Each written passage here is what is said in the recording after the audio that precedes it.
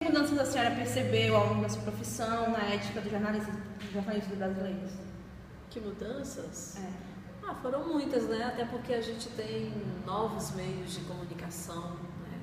E isso acaba também afetando na maneira como vai se trabalhar o jornalismo, né? Então, assim, hoje eu verifico que existe muito mais uma preocupação para a questão de trabalhar com o jornalismo voltado para o entretenimento.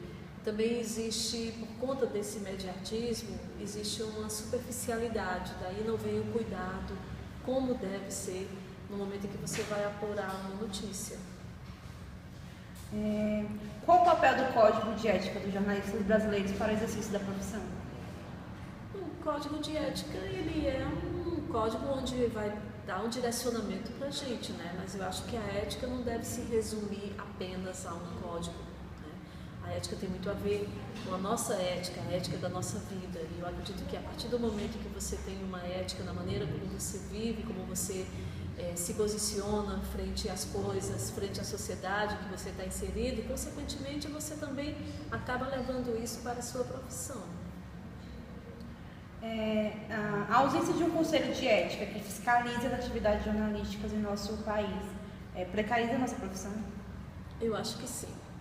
Já se falou nesse sentido, mas sempre que se fala, os meios de comunicação de massa, principalmente os grandes conglomerados, né, acabam vindo com a história de que é uma censura, né? Na verdade não é. A gente precisa ter um cuidado maior com relação à nossa profissão, com relação às pessoas que estão fazendo, ou pelo menos dizendo, aliás, que estão fazendo jornalismo, né? E como é tudo muito solto, não existe nenhum tipo de código de conselho que possa regulamentar, daí a gente passa por vários problemas, né? Vários absurdos, até mesmo você ter pessoas que não são profissionais que exercem a função de jornalista, entre aspas, né? Esse jornalista. Quem deve julgar um caso de falta de ética jornalística, o Estado ou os próprios jornalistas? Eu acho que os dois juntos, né? A sociedade, o Estado, os jornalistas, deve ser um conjunto. Né? Porque então, afeta mais do que apenas uma pessoa. Exatamente. O jornalismo, quando você faz uma notícia, você não vai pensar apenas em quem você está direcionando, né? Mas uma notícia, por exemplo, ela pode mudar, ela pode transformar uma sociedade. Então, não dá para a gente trabalhar de uma maneira isolada. Né? Acho que esse é o grande problema do jornalismo, porque o jornalismo tem uma responsabilidade social imensa, que muitas vezes, na minha opinião, muitos profissionais não se dão conta disso daí. A gente tem hoje um jornalismo, na minha opinião, muito glamorizado. Muito glamorizado e voltado para coisas que realmente não são importantes para a nossa vida, para a sociedade. Que cuidados são precisos para manter uma produção jornalística confiável e ética? Que cuidados são precisos para manter uma produção jornalística confiável e ética? Cuidado desde o momento em que você recebe, que você vai apurar, né? Verificar a questão das fontes que você está entrevistando. Então, cuidados que a gente aprende na profissão, né? Que isso deve ser feito no momento em que você vai produzir uma notícia, né? Desde a apuração até o momento em que você vai redigir. Lembrar sempre quais são os objetivos, o que você digamos assim, o que você vai afetar, né? Qual é a importância, em que aquilo dali pode mudar a sociedade que você está inserido. Então, os cuidados são cuidados que a gente sempre fala que o jornalista deve tomar o tempo inteiro. Isso são coisas que servem para a vida toda desse profissional, né? Por isso, assim, eu particularmente acho que hoje a gente não tem, quando eu falei que não existe mais o cuidado por conta da pressa de você verificar a informação, isso acaba acarretando vários problemas. E aí a gente tem uma questão ética que acaba sendo bastante afetada, né? Tem muito furo, mas pouca coisa aprofundada, né? Exatamente. Se preocupam muito com o furo. E assim, é como se a gente dá o furo primeiro e depois, se for mentira ou não, a gente vê como é errata. E não é por aí. Roquete Pinto, um dos pioneiros a trabalhar no rádio no Brasil, trabalhava a rádio indo além da leitura de notícias de jornais. Ele acrescentava comentários que levavam os ouvintes à reflexão. Como jornalistas devem noticiar fatos e opiniões? com muito cuidado.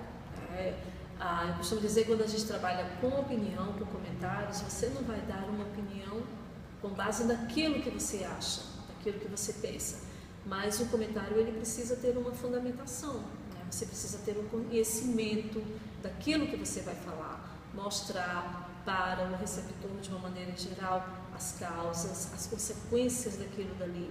Isso é o que você deve fazer. O comentário ele se torna extremamente rico quando ele é bem feito, quando ele segue à risca a questão ética de realmente deixar as pessoas mais bem informadas sobre aquele assunto.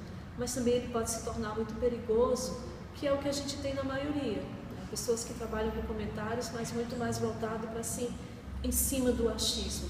E isso acaba sendo perigoso também, porque geralmente as pessoas que fazem isso são pessoas que têm uma enorme credibilidade junto ao seu público. Para terminar, a ética jornalística é comprometida pelos interesses econômicos e políticos das empresas jornalísticas? Sem dúvida alguma. A gente vive numa sociedade em que, infelizmente, a comunicação ela é uma empresa, né? As empresas são empresas que funcionam como tal. Então, assim, a questão da informação, da notícia, ela não tem prioridade frente ao mercado, frente à questão da publicidade. Então, sem dúvida alguma, afeta. Mas eu acho que se torna muito mais perigoso quando você tem um profissional que acaba embarcando nessa mesma onda, achando que não tem o que fazer, que não pode fazer diferente. Aí, para mim, se torna muito mais perigoso ainda. Porque se você tem empresários que defendem os interesses dele, que é isso que eles fazem,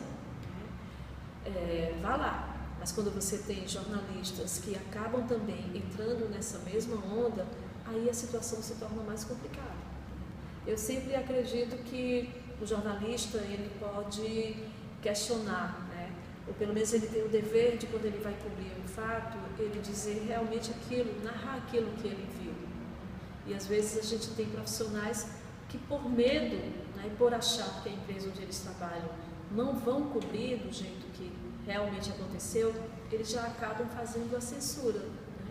Eu tinha um professor na UFC que eu nunca esqueci. Eu sempre cito isso em sala de aula quando é possível, né? Quando eu tenho oportunidade, que é o professor Agostinho Gosso, né? Ele disse, olha, nunca façam a censura, nunca façam a autocensura. Existem dentro de uma redação outras pessoas que vão fazer esse tipo de filtro ou de censura, né? Então não cabe a você fazer isso daí, né? Então o profissional de jornalista, quando vai cobrir o fato, ele tem que ser real com aquilo, sincero, aliás, e honesto com aquilo que ele verificou. E não já começar a achar que aquele material não vai ter como entrar naquela empresa, porque aquela empresa não tem aqueles interesses. Muitas vezes a gente tem surpresas, né? E eu acredito muito nisso daí, sabe? Então, assim, tanto que o jornalista, ele tem, acima de tudo, a sensibilidade de qual é o papel dele dentro da sociedade. Que é um papel muito importante, um papel muito mais importante do que a gente possa imaginar. Afinal de contas, os meios de comunicação, eles têm uma grande credibilidade junto à sociedade. Que as pessoas escutam, que elas leem, que elas veem, elas acreditam que aquilo sim é verdade, porque eu ouvi no rádio, eu li no jornal, ou eu vi na TV. Mas às vezes os interesses econômicos desestimulam, né, a profissão, por exemplo. Eu já vi casos de pessoas que escreveram uma matéria contando os dois lados, mas na hora da edição eles nem viram. Quando foi sair, só tinha um lado da história. Isso acontece, sem dúvida alguma, mas o jornalista, ele fez o papel dele, né, Lorena? E é legal, ele fez o papel dele, ele mostrou os dois lados. Quem editou foi uma outra pessoa, não foi ele. É isso que eu estava falando, que o jornalista, ele tem que fazer a parte dele. Mas assim, eu já vi assim, coisas boas, surpresas, né? Eu acredito que quando a gente tem um trabalho coletivo, quando a gente tem a união desses profissionais, você pode ter surpresas gratas. Eu sempre dou o exemplo do surgimento da Rede Ande, né? Agência Nacional dos Direitos da Infância. O que foi a rede? O que é a Rede Ande? Rede Ande, um grupo de jornalistas que começaram a ficar sensibilizados da maneira como a mídia cobria notícias sobre criança e adolescente.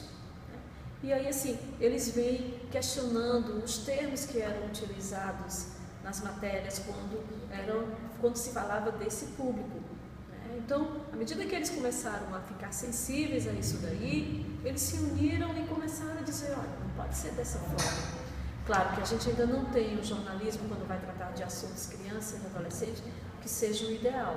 Ainda temos muitos problemas, mas pelo menos existe grupo que fica vigilante e atento para essas questões. Né? E se antes isso era uma coisa muito pior, hoje eu acredito que as coisas elas estão começando a melhorar. Você já tem grupos de jornalistas, grupos de estudantes que saem, por exemplo, nos cursos de jornalismo, já atentos para esse tipo de coisa. Não expor a criança como ela é exposta muitas vezes, né? Mas tomar cuidado com o público que, afinal de contas, você deve preservar. Esse cuidado deveria também ir para outras esferas de jornalismo, né? Isso, com certeza, o tempo inteiro. Né? Daí vem esse cuidado com a apuração, tudo isso daí.